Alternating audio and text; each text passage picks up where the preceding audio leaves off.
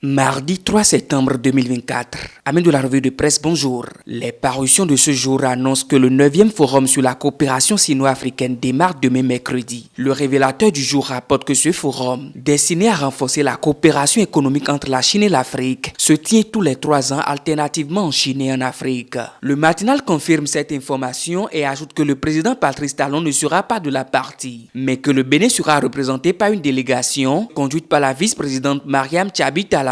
Le Béninois libéré donne plus de détails et ajoute que la délégation béninoise composée du ministre d'État chargé de l'économie et des finances, Romuald Wadaï, et de celui des affaires étrangères, Olusegun Bakari, est arrivée à Pékin le lundi 2 septembre 2024. En politique, le cadre de concertation des confessions religieuses a fait un plaidoyer au président Patrice Talon pour la relecture du code électoral lors d'un point de presse.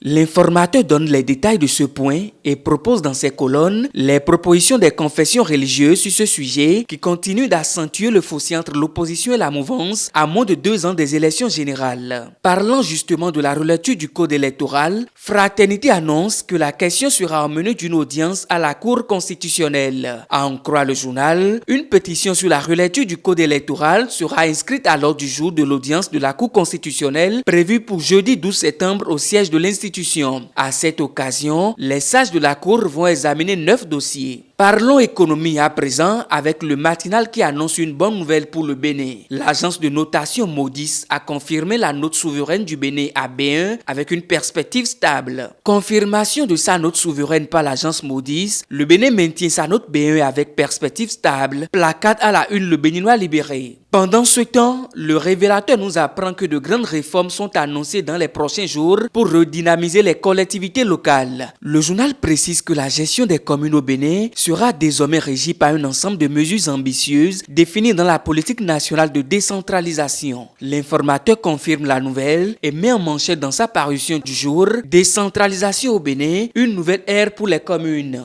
Information pêle-mêle, Décryptage Info nous apprend que la Haute Autorité de l'Audiovisuel et de la Communication a organisé un séminaire d'appropriation des thèses pour les conseillers de la 7e mandature de l'institution. Dabarou confirme l'information et ajoute que ce séminaire qui vise à renforcer la compréhension et l'application des thèses régissant le fonctionnement de l'institution se déroule du lundi 2 au mardi 3 septembre 2024 à Boycon. En éducation, le président de l'Assemblée nationale, Louis Vlavonou, a primé les 30 premiers du CEP 2024 de l'OME, annonce l'affiche du jour.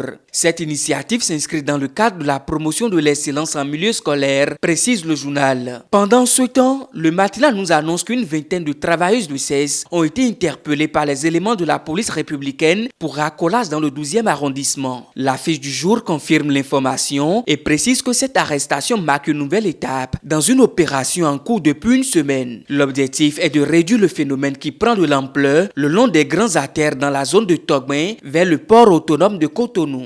Actualité internationale pour finir, la révision de la Constitution a été rejetée par l'Assemblée nationale au Sénégal. Les députés réunis en session plénière ont rejeté le projet de loi visant à modifier la Constitution. L'informateur exprime des craintes quant à une possible dissolution de l'Assemblée que le président pourrait annoncer à partir du 12 septembre prochain. Fin de la revue de ce mardi. Bonne journée à toutes et à tous.